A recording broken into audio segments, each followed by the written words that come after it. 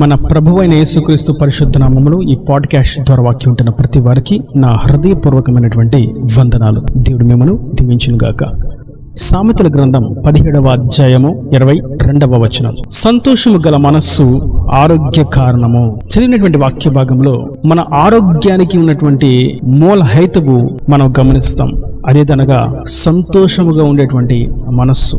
నలిగిన, కృషించకపోయినా, కృంగిపోయిన మనస్సు కాదు, కానీ సంతోషముగా ఉన్నటువంటి మనస్సు ఆ మనిషికి ఆరోగ్యాన్ని కలుగ చేస్తుందని. A merry heart doeth good like a medicine. మన యొక్క సంతోషము, మనస్సులో ఉన్నటువంటి సంతోషము ఒక ఔషధములాగా ఉన్నది.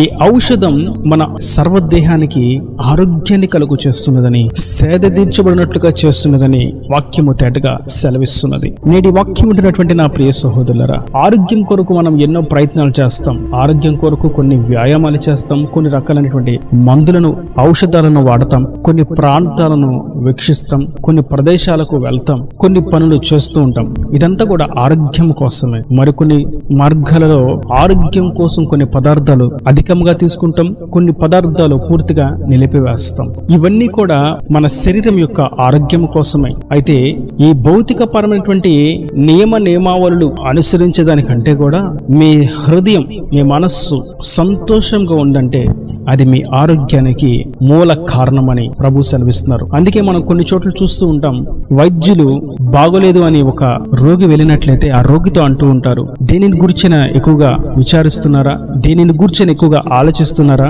వాటన్నిటిని విడిచిపెట్టి మనస్సును నెమ్మలపరుచుకోండి, అప్పుడు మీకు ఆరోగ్యం వస్తుంది అని. దాని అర్థం అది సత్యమైనటువంటి వాక్కు, అది సత్యవాక్యం తెలియజేసినటువంటి జీవవాక్కు. మన యొక్క మనసు సంతోషంగా ఉన్నది అంటే మన యొక్క ఆరోగ్యం కూడా పదిలంగా ఉన్నది అని దాని అర్థం. ఇప్పుడు మనం గుర్తించవలసినటువంటి అతి ప్రాముఖ్యమైనటువంటి పాఠ్యం ఏదనగా, ఈ సంతోషం మనసుకు ఎప్పుడు వస్తుంది, ఈ సంతోషం మనసుకు ఎలా కలుగుతుంది. సంతోషం మనసునందు కలిగి ఉంటేనే ఆరోగ్యం అని మనం తెలుసుకుని ఉన్నాం. అయితే మనసుకు సంతోషం ఎలా వస్తుంది? కొన్ని సందర్భాల్లో మనం గమనించినట్లయితే కొన్ని వస్తువులను కొనుక్కోవటాన్ని బట్టి కంటికి సంతోషం వస్తుంది, కొన్ని ఆహార పదార్థాలు తినుటను బట్టి నాలుకకు సంతోషం వస్తుంది, కొన్ని విషయాలను వినుటను బట్టి చెవికి సంతోషం వస్తుంది, కొన్ని ప్రాంతాలకు వెలుటను బట్టి శరీరానికి సంతోషం అనిపిస్తుంది. అయితే మనసుకు సంతోషం వచ్చినప్పుడు మాత్రమే మన సర్వదేహమునకు ఆరోగ్యం కలుగుతుంది. మరి ఆ మనసుకు సంతోషాన్ని ఇచ్చేటువంటి పని ఏమై ఉన్నది? ఆ మనసుకు సంతోషాన్ని మనం ఎక్కడ పొందుకోగలుగుతాము అని చూసినట్లయితే దాని యొక్క మూలం కూడా ప్రభువు యొద్దనే దాగి ఉన్నది. అది ప్రభువులోనే దాగి ఉన్నది. ఎవరైతే ఆయన యొద్దకు వస్తారో వారు మాత్రమే సంతోషాన్ని అనుభవిస్తారు. ఈ విషయాన్ని మనం చూస్తాం యోహాను సువార్త 16వ అధ్యాయము 24వ వచనం. ఇది వరకు మీరేమీ నా పేరిట అడగలేదు, మీ సంతోషము పరిపూర్ణమగునట్లు అడుగుడి, మీకు దొరుకును. ఆయనను అడిగిన వారికి, ఆయనను వేడుకునిన వారికి, ఆయనకు ప్రార్థించిన వారికి సంతోషము కలుగుతుంది. ఆయన వైపుకు కనులెత్తిన వారికి, ఆయన సహాయం కొరకు ఎదురు చూసిన వారికి, ఆయన పాదాల చెంతకు చేరిన వారికి, ఆయన ద్వారానే మేలు పొందుకోగలుగుతామని గుర్తించి ఆయన యొద్దకు వెళ్ళిన వారికి నిజమైనటువంటి సంతోషం లభిస్తున్నది. అది మనసుకు కలిగేటువంటి సంతోషం. ప్రభు యొద్దకు వచ్చినప్పుడు, యేసుక్రీస్తుని నోటితో ఒప్పుకొని హృదయమందు విశ్వసించి జీవించినప్పుడు మన హృదయం తెప్పరిల్లినట్లుగా, మన యొక్క శరీరం ఏదో బంధకం నుండి విడుదల పొంది తేలికగా ఉన్నట్లుగా ఆ అనుభూతిని వ్యక్తిగతంగా అనుభవిస్తాం. ఆయన ద్వారా మనము సంతోషాన్ని పొందుకున్నప్పుడు, మనస్సునందు నిజముగా ఆయనలో సంతోషాన్ని అనుభవించినప్పుడు, ఒకవేళ పాపాన్ని లోపల దాచుకొని మేము కూడా క్రీస్తు అనుచరులమే, ఆయన పేరు పెట్టబడిన వారమే, మేము కూడా భక్తులమే అని అనుకున్నట్లయితే వారి మనస్సులో సంతోషము కలగదు.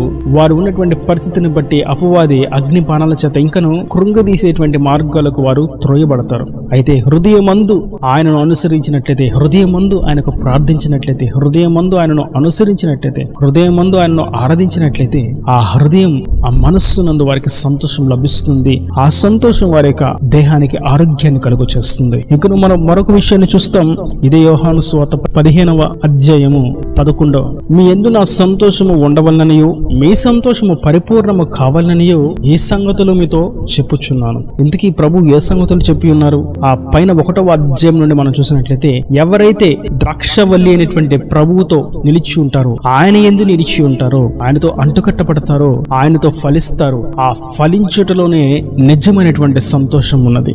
ఎన్నాళ్ళు అదే స్థితిలో ఉన్నా, ఎన్నాళ్ళు అక్కడే ఉన్నామని చెప్పుకున్నా, బాప్తిజం తీసుకుని మేము ఎన్నో సంవత్సరాలు అయ్యింది అని చెప్పుకున్నా, ఫలింపు లేనటువంటి అనుభవం సంతోషాన్ని కలుగు చేయదు, మనస్సుకు ఆనందాన్ని కలుగు చేయదు, ఆరోగ్యానికి కారణమైనటువంటి ఆ మనస్సులోని సంతోషాన్ని కలుగు చేయదు అని మనం ఈ వాక్యం ద్వారా మనం గుర్తిస్తాం. మనం ఆయనలో ఫలించడం చేత, ఆయన యందు నిలిచి ఉండటం చేత, ఆయన ఆజ్ఞానుసారంగా జీవిస్తూ ప్రేమలోను, విశ్వాసంలోను, విధేయతలోను, పరిశుద్ధతలోను, పవిత్రతలోను, త్యాగంలోను, ప్రార్థనలోను, పవిత్రతలోను, ఆజ్ఞానుసారంగా జీవించటంలోను మనం ఫలిస్తూ ఉన్నప్పుడు మన మనస్సు సంతోషానికి గురై మన దేహానికి ఆరోగ్యాన్ని కలిగిస్తుంది. కనుక నేటి వాక్యం వింటున్నటువంటి నా ప్రియ సహోదరులారా, మన శరీరానికి ఎన్నో అనారోగ్య పరిస్థితులు ఉండుండొచ్చు. అది ఎటువంటి అనారోగ్య పరిస్థితి అయినప్పటికీ మనం ఆయన యందు ఆనందించినట్లయితే అది మన శరీరానికి ఆరోగ్యాన్ని కలుగు చేస్తుంది. ఇంకా మనం రెండవ కోణంలో ఈ విషయాన్ని మనం గమనించినట్లయితే, మనం ఆయన ఆజ్ఞానుసారంగా జీవిస్తున్నప్పుడు, ఆయన పరిశుద్ధాత్మ నడిపింపును నడుస్తూ ఉన్నప్పుడు, ఆయన పరిశుద్ధాత్మ యందలి ఆనందాన్ని మనం పొందుకున్నప్పుడు ఆయన మన దేహానికి ఆరోగ్యాన్ని కలుగు చేస్తాడు, మన ఆత్మకు ఆరోగ్యాన్ని కలుగు చేస్తాడు. ఎక్కడ కూడా ఆత్మీయతలో దిగజారిపోకుండా, పడిపోకుండా, తొట్టిల్లిపోకుండా, సాతాను కబంధ హస్తాలు చిక్కుబడిపోకుండా, వాడి కూరల్లో మనం చిక్కుకొనకుండా, వాడి పండ్లకు మనం ఆహారం కాకుండా, పరిశుద్ధాత్మ యందలి ఆనందం మనలను ఆత్మ సంబంధమైనటువంటి ఆరోగ్యాన్ని కలుగు చేసి ఆయన రాజ్యానికి వారసులుగా చేరుస్తుంది. ఈ వాక్యాన్ని బట్టి మనం గుర్తించవలసినటువంటి మరొక పాఠ్యం ఏదనగా, అనారోగ్యము లేదా రోగము, బలహీనత అనేది శరీరానికి మరియు ఆత్మకు కూడా సంబంధించినది. కొందరు శారీరకంగా ఆరోగ్యంగా ఉన్నామని చెప్పుకుంటున్నప్పటికీ ఆత్మ సంబంధమైనటువంటి లోటులు, ఆత్మ సంబంధమైనటువంటి రోగం, ఆత్మ సంబంధమైనటువంటి బలహీనత వారిలో దాగి ఉంటుంది. కనుక ఏదేమైనప్పటికీ మనం ఆయనను అనుసరించినట్లయితే, ఆయన యొద్దకు మనం చేరినట్లయితే, ఆయన రక్తంలో మనం కడగబడి ఆయనకు మనం ప్రార్థించినట్లయితే, ఆయనలో మనం ఫలించినట్లయితే, ఆయన పరిశుద్ధాత్మ శక్తి చేత మనం నింపబడినట్లయితే, ఆ ఆనందము, ఆ సంతోషము మన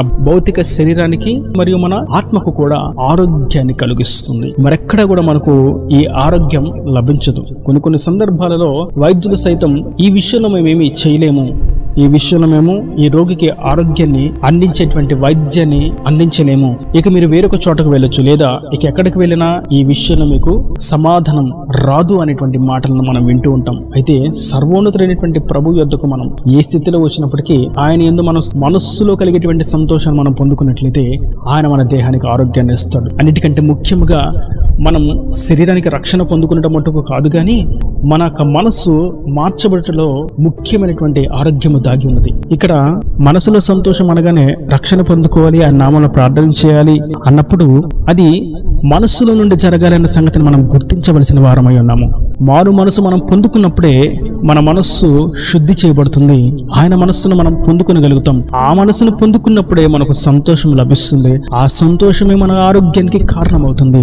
మారు మనసు లేకుండా ఎన్ని చేసినా అవన్నీ కూడా శూన్యమే, అవి దేవుని రాజ్యంలో జ్ఞాపకాలుగా నిలబడలేవు, దేవుని ద్వారా ఆశీర్వాదాన్ని తీసుకొని రాలేవు, దేహానికి ఆరోగ్యాన్ని కలుగు చేయలేవు. కనుక మన మనస్సు మార్చుకొని పాపమును విడిచిపెట్టి ఆయన సన్నిధిలో పశ్చాత్తాపడినట్లయితే, ఎవరెవరిని ఇబ్బంది పెట్టాము, ఎవరెవరిని మనం మాట్లాడకూడని మాటలు మాట్లాడాం, చేయకూడని పనులు ఎక్కడెక్కడ చేసి ఉన్నాం, చూడకూడనివి ఏమేమి చూసి ఉన్నాం, వినకూడనివి ఏమేమి విన్నాం, చెప్పకూడనటువంటి విషయాలు ఎవరెవరికి చెప్పాము, ఎవరెవరి ఎదుట గర్వంగా అహంకారంగా ప్రవర్తించాం, చులకనగా అవమానించాం, నిందలు వేశాం, ధనాపేక్షతో మోసపు క్రియలు జరిగించాము, వ్యభిచారము, దొంగతనములు, బూతులు, లంచాలు, వడ్డీ వ్యాపారాలు ఏమేమి పాపము చేసి ఉన్నాం, ఎవరెవరికి అచ్చి ఉండి ఇవ్వకై ఉన్నామో, మోసపు క్రియలు జరిగించున్నాము, వాటన్నిటిని మనం ఒప్పుకున్నట్లయితే, ఆ తప్పిదములను మనం ఆయన పాదాల చెంత విడిచిపెట్టినట్లయితే, అప్పుడు ఆయన మన మనస్సును మార్చి ఆయన ఒక మాంసపు హృదయాన్ని మనకు అనుగ్రహిస్తాడు.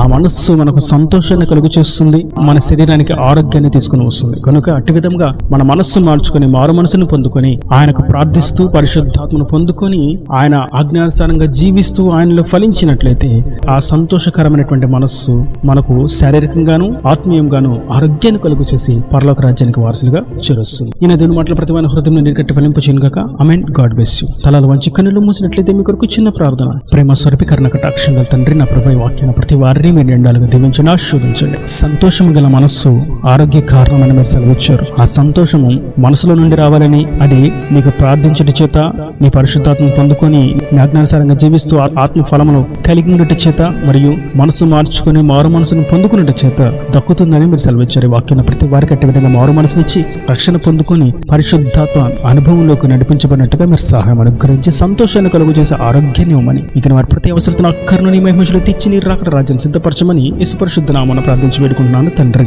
ఆమేన్, ఆమేన్.